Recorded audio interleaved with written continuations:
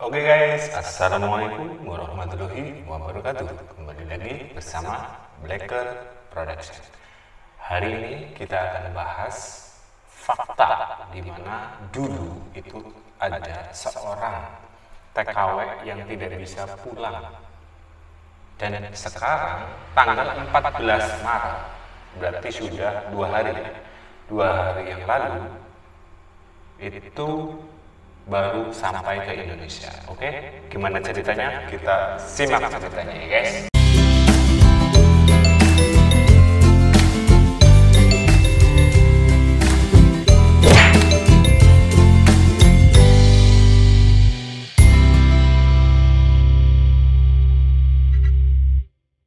Berita lengkap Anissa, TKW yang berhasil dipulangkan Prabowo. Sosok yang diutus Pak Prabowo untuk membantu kepulangan Anissa. Nah, ini ya guys, yang membawa ya.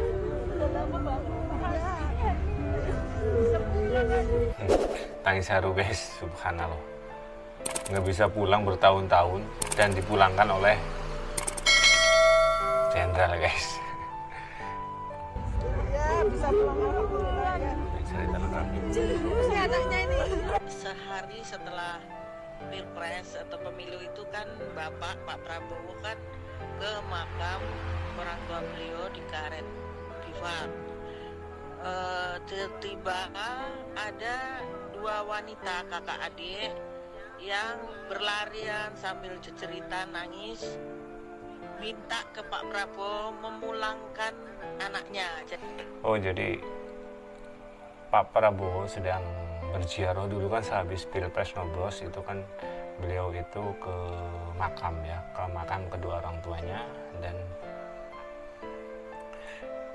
ditemui dua orang ya wanita lah ya mungkin ya, itu sosok yang katanya meminta untuk dipulangkan ke Indonesianya.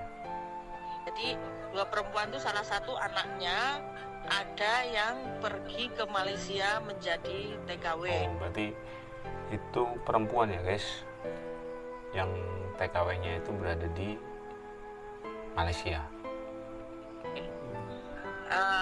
Saya tidak ikut di situ, hanya kemudian sorenya saya ditelepon sama Sepri Bapak, yaitu Mas Rajif, bahwa saya ditugasi Bapak untuk mengurus kepulangan anak ibu tersebut. Jadi menyuruh ya, Prabowo itu tidak langsung tapi menyuruh ya. Ya masa sih Pak Prabowo langsung kayak gitu bertindakan, nggak mungkin ya, pasti otomatis punya anak buah lah. Saya dikasih nomor telepon oleh Mas Rajib, nomornya ibu tersebut yang bernama Ibu Edi. Melalui telepon itu kemudian saya hubungi Ibu Edi untuk menanyakan posisi terakhir anaknya di Malaysia. Berarti ajudannya ataupun anak buahnya itu menelpon posisinya sekarang di mana? Seperti itu. Karena anaknya pindah-pindah, jadi pindah-pindah ya guys.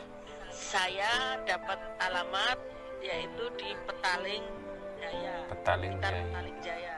Qadarullah saya memang sebelumnya sempat bertemu dengan Pak Afriansa atau Pak Ferry. Kemudian saya menelpon Pak Ferry.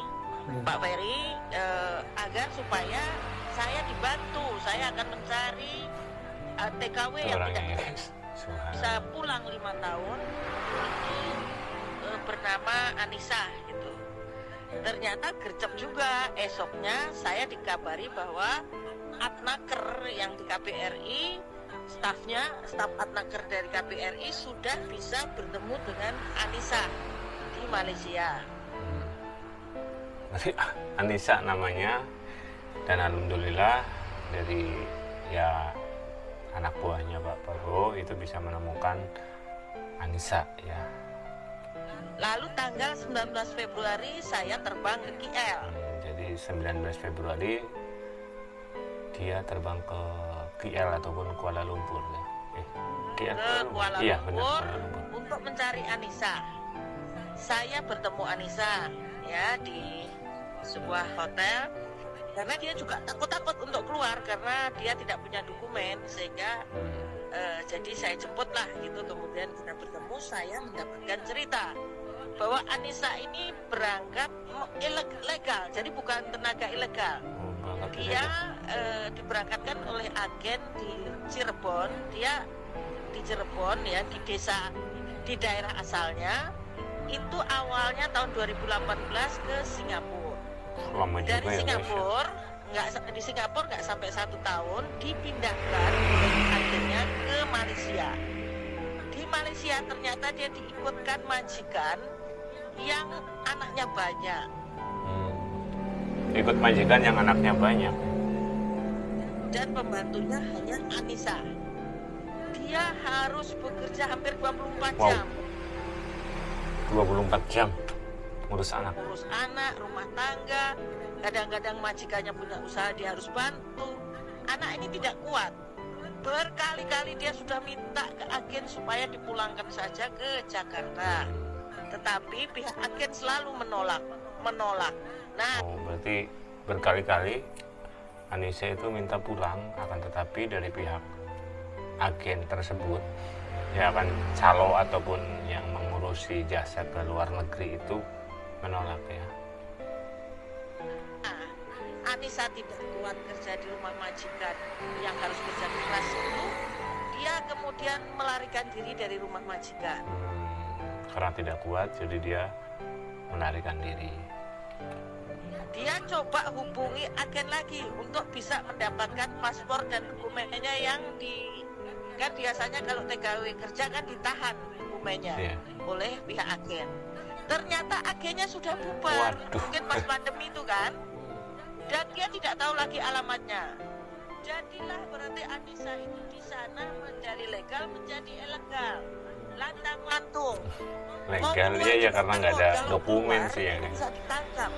Kalau otomatis kan yang tadinya legal ataupun resmi itu karena tidak ada dokumen jadi ilegal. Polisi Malaysia dia bisa dikenakan denda ribuan. Nah, ribuan ringgit. Anissa kemudian mencoba mencari jalan bagaimana supaya bisa pulang. Dia hubungi calo. Ternyata dia harus bayar kompon. Kompon itu denda ke imigrasi Malaysia yang jumlahnya 3.100, ditambah lagi bayar calo yang jumlahnya ribuan. Dia tidak kuat, dia tidak punya uang. Akhirnya dia kerja. Jadi beliau usaha untuk pulang. Ada yang bisa mengusahakan, tetapi itu kan namanya kan banyak calo. Itu calonya ribuan, sedangkan per calonya itu 3.100. Itu berarti apa sih di Malaysia ya? Siang malam tuh hanya part time dan umpet-umpetan sama polisi Malaysia. Nah, ya dia memang hampir kehilangan harapan, dan banyak orang seperti Anissa ini sebetulnya di Malaysia, dia hampir kehilangan harapan untuk bisa pulang. Karena ternyata meskipun ilegal di Malaysia itu mengajukan ke imigrasi tidak mudah. Ini memang ironis. Di sana dikejar-kejar, ditangkap, tapi mau pulang juga nggak mudah gitu, karena harus bayar denda dan lain-lain ya. Nah, kemudian saya berkoordinasi waktu itu dengan pihak KBRI tanggal 19 itu, bagaimana supaya Anissa bisa pulang. Dicari jalan, akhirnya oke, saya bayar, kemudian saya bayar komponnya. Jadi dari pihak Prabowo anak buahnya itu membayar kompon ataupun denda. Dendanya Anissa saya titipkan ke teman-teman Adnaker di KBRI agar diurus Anissa ini kemana. Dan ini menjadi satu hal yang nanti saya mau usulkan kepada Pak Prabowo agar nantinya TKW kita yang jumlahnya katanya malah sampai jutaan yang ilegal di sana bisa diputuskan, bisa pulang tanpa membayar kompon, Mas, gitu ya. Jadi kemudian saya bayar semuanya, saya titipkan, pokoknya bagaimanalah bisa diselesaikan. 2 minggu memang ternyata makan waktu 2 minggu, dan baru kemarin. Jadi apa sih dari pihak Prabowo itu sampai menunggu lama ya guys ya, bahkan itu dia Pak Prabowo itu sampai mengeluarkan, ya jelas lah, mengeluarkan uang yang tidak mungkin sedikit, karena kebetulan katanya jumlah TKW yang orang Indonesia itu ke Malaysia itu jutaan. Selesai, 2 hari lalu selesai, dan kemarin Anissa akhirnya bisa pulang ke Indonesia, diantar oleh staf Atnaker. Tadinya saya mau coba ke sana, tapi baik juga nih pihak Atnaker di KBRI. Jadi dari pihak Atnaker KBRI yang karena sudah lunas jadi diantarkan. Tadinya dari pihak ini yang disuruh Pak Prabowo itu, ibu ini tadinya mau menjemput, akan tetapi karena dari pihak Atnakernya itu mau mengantarkan, ya syukur alhamdulillah ya guys. Mungkin karena Pak Prabowo ya ini ya, presiden kita mendatang kan. Iyalah, Jadi presiden mendatang. diantar dari pihak Atnaker, sehingga saya hanya jemput di airport kemarin. Hanya jemput di airport ya, bukan di Malaysia ataupun Kuala Lumpur langsung.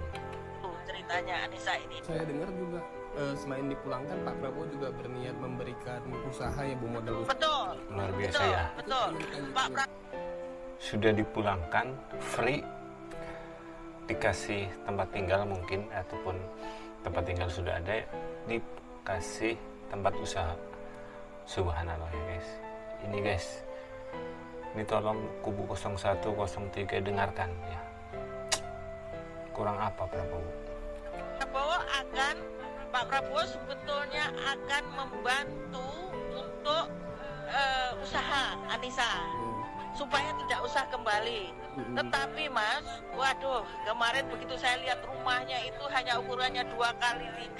Ini juga ironis juga di Jakarta yang hanya selemparan batu dengan gedung-gedung megah itu, nggak tahu ya, ini para gubernur ini sempat ingat nggak ada penduduk yang rumahnya hanya 2x3. Itu Pak Nisa ini mepet dengan kuburan karet pipa. Berarti rumahnya 2x3 guys, 2x3. Berarti kan ya kalian lah bisa paham, bisa pikirkan seberapa kecilnya ya guys. Mepet dengan sungai, Apalagi itu hanya katanya ukuran dekat kuburan. 2x3. Gimana mau usaha Mas? Jangankan gang, kita ini kalau jalan lewatnya kuburan. Sehingga solusinya kemungkinan saya akan berkoordinasi sama Pak Prabowo, nanti kita carikan kerja. Gimana begitu? Solusinya Bu.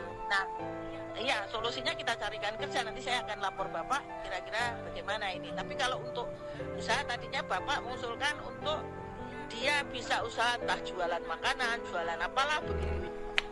Jadi dari pihak Prabowo sendiri ataupun Pak Prabowo itu menginginkan dikasih langsung uang lah ya, kemungkinan untuk modal usaha.